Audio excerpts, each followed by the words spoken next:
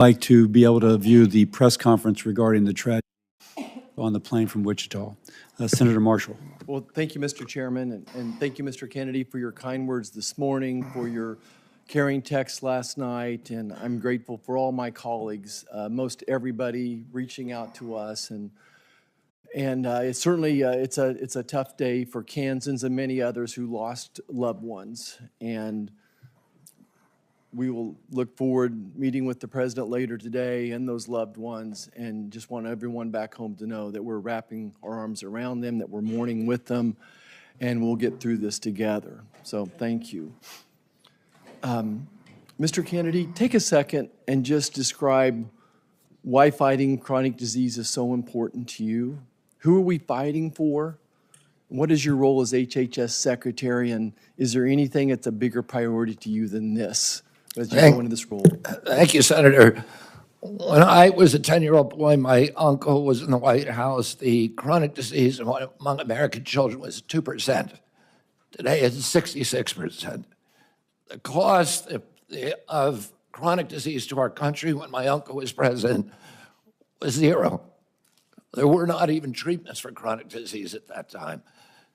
Today, the cost is $4.3 to $4.45 trillion. It is bankrupting our country. 77% of American kids can't qualify for military service. 38% of teens, according to NIH's last report, which was 3 weeks ago, 38% are diabetic or pre-diabetic. When my uncle was president, the typical pediatrician would 1 or 2 cases of diabetes in his lifetime, juvenile diabetes. Today, it's more than a third of the kids who walk through his door or her door is diabetic or pre-diabetic. Autism rates have gone from 1 in 10,000 or 1 in 1,500 to 1 in 10,000, depending on what study you look at. In my generation, as a 70-year-old man today, in our children, it's 1 in 34. The explosion, I had 11 siblings. I had dozens of first cousins. Mr. Kennedy, I'm sorry. So, who are we? But what's your role as HHS Secretary to fight that disease? There's never been an HHS Secretary who came in to do this. It was all about the typical partisan debate about how we allocate the cost, whether insurers pay it or whether hospitals, providers, or families pay it.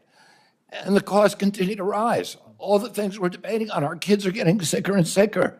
Yeah, just to quote you from yesterday, it's like we're moving the chairs on the Titanic. Yeah, and the ship is sinking, and nobody's paying attention to it. And yesterday, I got question after question from the Democrats about measles. In 1963, the year before the measles epidemic, or the measles vaccine was introduced, 500 American kids died from measles, almost all of them extremely poor and malnourished.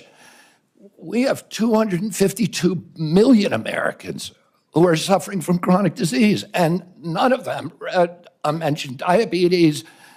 They didn't mention heart disease. They didn't mention cancers yesterday. We need to refocus if we're going to save our country. This is existential. Our country's not going to be destroyed because we get the marginal tax rate wrong. Right. It is going to be destroyed if we get this issue wrong. And I am in a unique position to be able to stop this epidemic.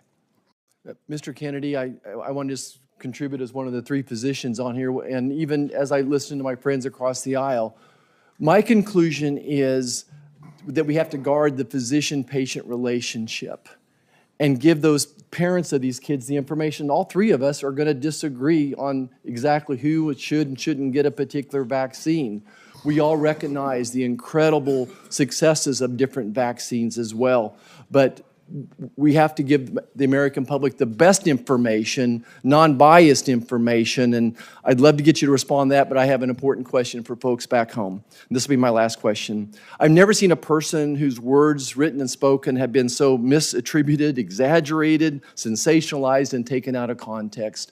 Will you just speak to my farmers and ranchers back home and tell me about your, where do they fit in this role of MAHA and how we're going to work with them, and just just your compassion towards these farmers and ranchers. I mean, MAHA will not succeed without the cooperation and partnership of agricultural producers, of farmers and ranchers across this country.